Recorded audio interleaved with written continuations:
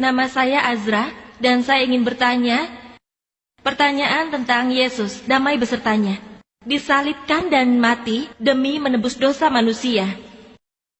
Manusia hanya bangkit bila hanya Ia itu Tuhan. Bagaimanakah konsep keilahian Kristus dalam Islam dan Kristen? Itu pertanyaan yang baik. Saya ingin berkomentar tentang jawaban yang diberikan Pastor Rukni, dan saya ingin memberikan selamat. Ia berkata bahwa Yesus Kristus mengadakan mukjizat dan karena itu kepercayaan kalian meningkat. Dan saat ia datang ke Bombay, dia mengidap penyakit yang saya tahu sebagai dokter, itu adalah penyakit yang sangat parah. Dan Yesus menyembuhkannya dan ia membuat pamflet tentang hal itu. Yesus pernah membangkitkan gadis kecil katanya. Menurutku imannya sudah menurun. Dia tidak mau minum racun itu. Mungkin imannya sudah turun. Kalau ia beriman, ia akan minum racun itu. Tapi karena sudah menurun, saya akan memberikan dia selamat lagi. Ia sedang kembali ke dalam imannya, yaitu Islam. Dan Yesus damai besertanya berkata, dalam Injil Matius pasal 24 ayat 24 tertulis bahwa akan bangkitlah banyak Kristus palsu dan nabi palsu. Mereka akan mengadakan tanda-tanda dan mukjizat-mukjizat, sehingga kalau mungkin mereka akan menyesatkan orang-orang pilihan juga. Mukjizat bukanlah ujian untuk membuktikan Anda ilahi atau tidak, umat Allah atau tidak, beriman atau tidak. Menurut Yesus damai besertanya, saudari kita mengajukan pertanyaan yang bagus. Apakah konsep keilahian Yesus dalam Islam dan Kristen? 1 ayat saja sudah cukup. Surat Al-Ma'idah pasal 5 ayat 72 tertulis, Laqad kafarol lazina qalu innallahu huwal masih ibnu Maryam.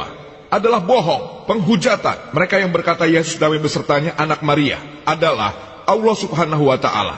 Wa qala masih umat Kristen, ya Bani Israel, kaum Israel, A'budallah, sembahlah aku, Rabbi wa Rabbukum, yang adalah Allahku dan Allahmu. Innahum yusrik billah, siapapun yang menyamakan siapapun dengan Allah, faqad haramallahu al jannah, Allah akan membuat surga haram baginya. Wa ma wahunnar, walali zolimina min ansor, api nerakalah tempatnya, dia akan disiksa di sana selama-lamanya.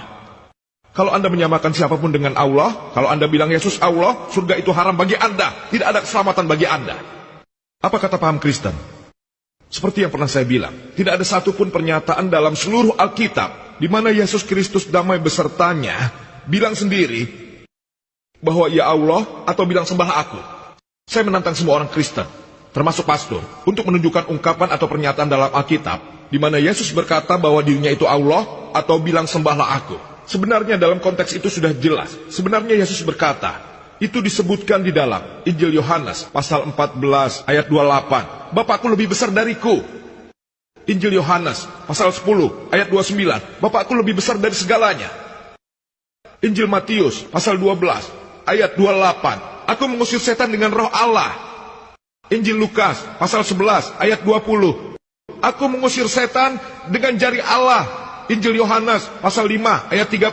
Aku tidak dapat berbuat apa-apa dengan diriku sendiri. Aku menghakimi atas apa yang aku dengar, dan menghakimanku adil, sebab aku tidak menuruti kehendakku melainkan kehendak Bapakku. Kalau ada yang bilang bukan kehendakku tapi kehendak Bapa, ia muslim.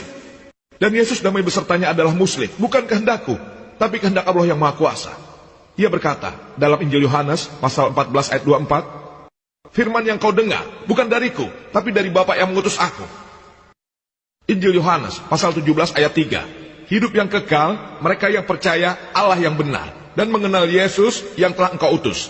Disebutkan dalam Kisah-Kisah Rasul pasal 2 ayat 22. Hai orang Israel, ialah Yesus dari Nazaret, seseorang yang telah ditentukan oleh Allah, yang dinyatakan padamu dengan mukjizat-mukjizat dan tanda-tanda yang dilakukan Allah dengan perantara dia.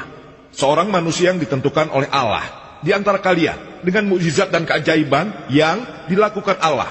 Yesus Kristus damai besertanya dalam hal keilahiannya. Ia adalah salah satu nabi yang paling berkuasa dari Allah Subhanahu wa taala.